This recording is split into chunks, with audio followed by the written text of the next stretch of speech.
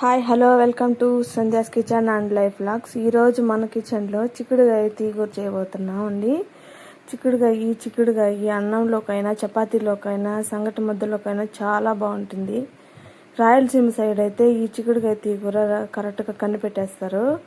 మామూలుగా తెలంగాణ ఇటు సైడ్ అయితే తెలియదు వాళ్ళకి. కాబట్టి ఇది చూసి నేర్చుకుంటారని మనం వీడియో చేస్తున్నామండి. ముందుగా ఎలా తయారు చేసుకోవాలో చూద్దాం.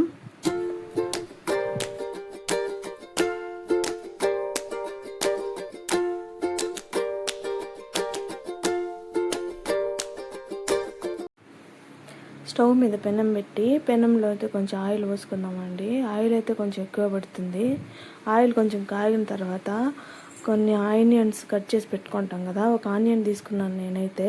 ఒక ఆనియన్ కట్ చేసుకున్నాం కదా, దాన్ని వేసుకోండి. వేసుకున్న తర్వాత బాగా కొంచెం కలబెట్టండి. ఆనియన్స్ అయితే కలర్ మారేంత వరకు కలబెట్టాలండి. ఇంకొక తెల్లగడ్డ ఒలిచిపెట్టుకొని దంచి అన్న వేసుకోవచ్చు, లేదంటే కట్ చేసి అన్న వేసుకోవచ్చు. నేనైతే కట్ చేసి వేసుకున్నాను. అది కూడా కట్ చేసి వేసుకున్న తర్వాత ఆనియన్స్ అయితే కలర్ మారేంత వరకు కలబెట్టండి.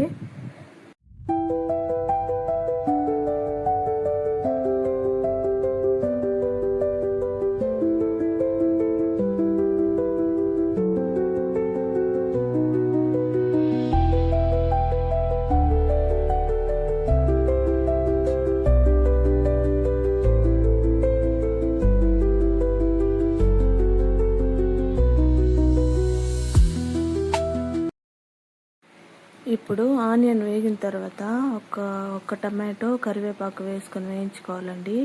ఆ టమాటో కరివేపాకు వేసిన క్లిప్పు నా దగ్గర పోయిందండి, సారీ. తర్వాత పసుపు ఉప్పు దాంట్లోనే వేసుకొని కలుపుకోవాలండి. టమాటో బాగా మగ్గనివ్వాలి. టమాటో కొంచెం బాగా మెత్తబడిన తర్వాత కడిగి పెట్టిన చిక్కుడుకాయలు పక్కన పెట్టుకుంటాం కదండి. నీళ్ళని వడిగిపోయిన తర్వాత ఆ చిక్కుడుకాయలు తీసి టమాటాలు మగ్గినిచ్చిన తర్వాత దాంట్లో వేసుకోండి. బాగా అన్నీ వేసుకున్న తర్వాత బాగా కలియపెట్టుకోండి. ఇవి కూడా కింద నుంచి పై వరకు మొత్తం టమాటోస్ అన్నీ కలిసేలాగా కలియపెట్టుకోండి కింద నుంచి పై వరకు.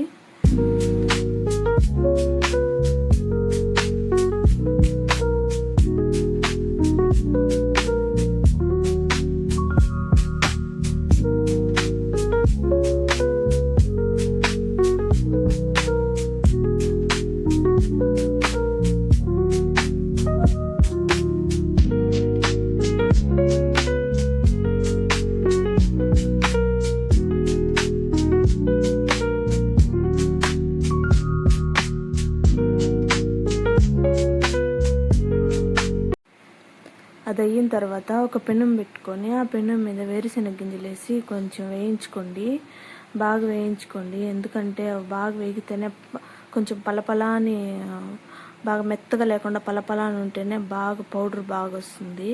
అది ఒక ప్లేట్లో తీసుకొని దాన్ని పొడి చేసుకొని పక్కన పెట్టేసుకోండి.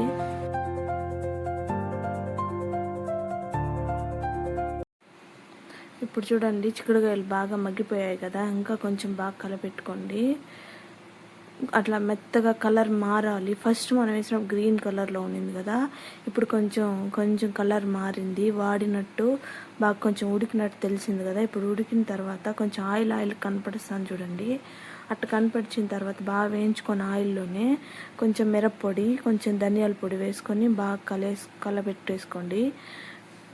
కలబెట్టేసుకొని తర్వాత మూత పెట్టేసుకోండి.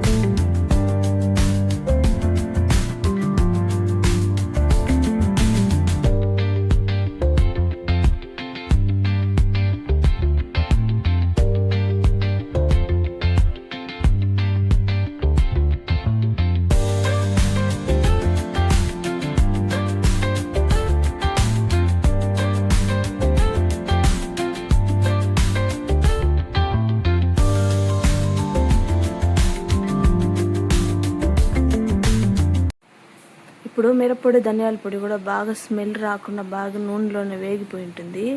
అప్పుడు మనం పక్కన కొట్టి పెట్టుకున్నాం కదండి శనగగింజల పొడి, అది కూడా వేసుకొని కొంచెం బాగా కలపెట్టుకోండి. కిందకి పైకి అంటే మొత్తం బాగా ఈవెన్గా అన్నీ కలిసేటట్టు కలపెట్టుకోండి. అప్పుడు అన్నీ కలుస్తాయి. అప్పుడు ప్రతి ఒక్క ముక్కకి పట్టి బాగుంటుంది.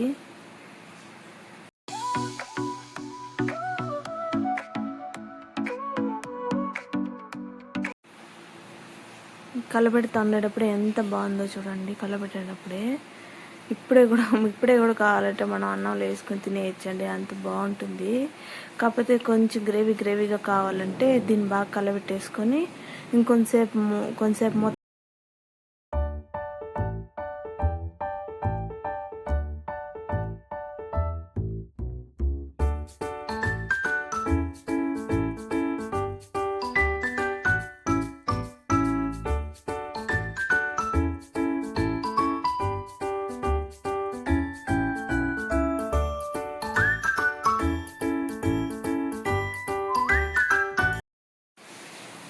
ఇప్పుడైతే బాగా వేగిపోయిందండి. శనగగింజల పొడి కూడా బాగా ముక్కలు కలిసిపోయింది.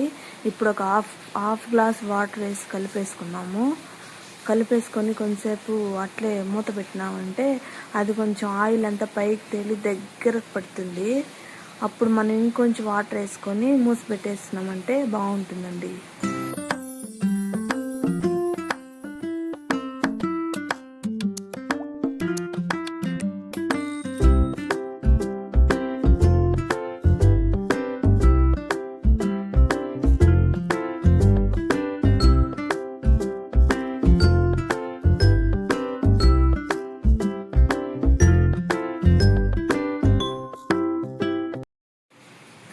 ఇప్పుడు ఓపెన్ చేసి చూద్దామా. ఇప్పుడు అంతా ఆయిల్ అంతా పైకి వచ్చేసింది చూడండి.